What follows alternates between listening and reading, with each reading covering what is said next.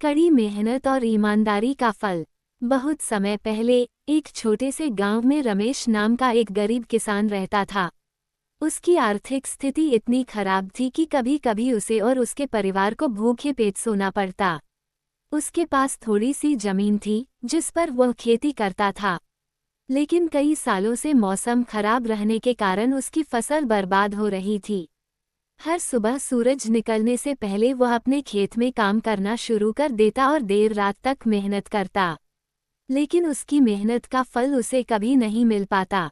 वह अक्सर अपने घर लौटते समय सोचता, क्या मेरी मेहनत कभी रंग लाएगी? क्या भगवान मेरी परेशानी देख रहे हैं? एक दिन जब उसकी फसल फिर से खराब हो गई तो वह पूरी तरह निराश हो गया।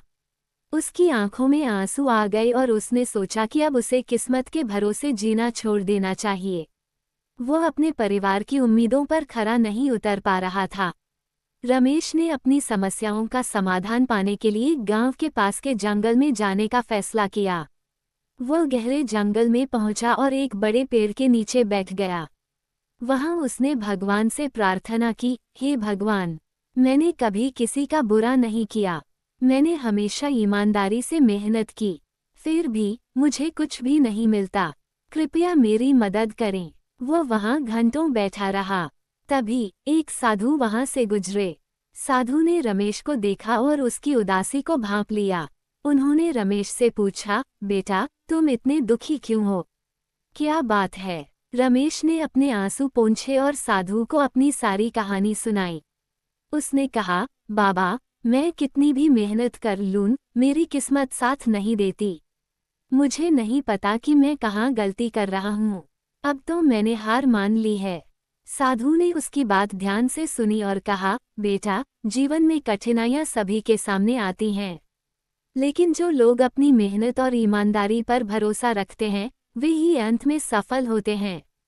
याद रखो, भगवान तुम्हारी मेहनत देख रहे हैं, तुम्हें बस धैर्य रखना होगा। इसके बाद साधु ने अपनी झोली से एक छोटा सा बीज निकाला और रमेश को देते हुए कहा, ये लो, यह एक चमत्कारी बीज है। इसे अपने खेत में बो दो और इसकी पूरी लगन और मेहनत से देखभाल करो। ये तुम्हारे जीवन को बदल देगा। रमेश ने साधु का धन्यवाद किया और वह बीज लेकर घर लौट आया। अगले दिन रमेश ने अपनी जमीन के एक कोने में वह बीज बो दिया।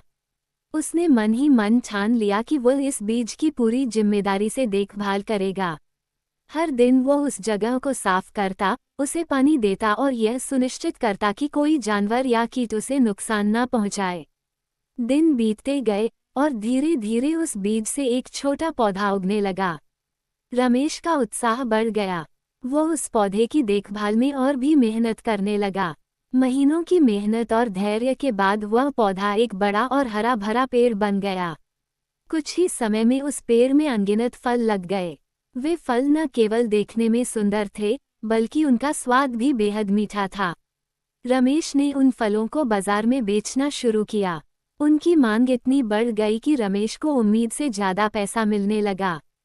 उस पैसे से उसने अपनी जमीन को सुधारने, नई फसल उगाने और अपने बच्चों की पढ़ाई के लिए व्यवस्था करने में खर्च किया।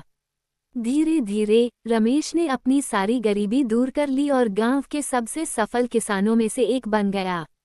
रमेश की मेहनत और सफलता को देखकर गांव के बाकी लोग भी प्रेरित हुए। उन्होंने रमेश से उसकी सफलता का राज पूछा। रमेश ने उन्हें बताया, मेहनत, धैर्य और ईमानदारी ही सबसे बड़ी पूंजी है। जब आप पूरी लगन से काम करते हैं तो भगवान भी आपकी मदद करते हैं। अब रमेश न केवल खुद खुशहाल था, बल्कि उसने अपने गांव के अन्य किसानों को भी ईमानदारी और मेहनत का महत्व सिखाया। गांव में बदलाव आने लगा और हर किसान अपनी मेहनत से सफलता पाने की कोशिश करने लगा। शिक्षा। ये कहानी हमें सिखाती है कि कठिनाइयाँ हमारे जीवन का हिस्सा हैं, लेकिन अगर हम मेहनत और ईमानदारी से काम करें और धैर्य रखें तो सफलता अवश्य मिलती है। हार मानना कभी भी समस्या का हल नहीं होता, बल्कि हमारी कोशिशें ही हमारे भविष्य को संवारती हैं।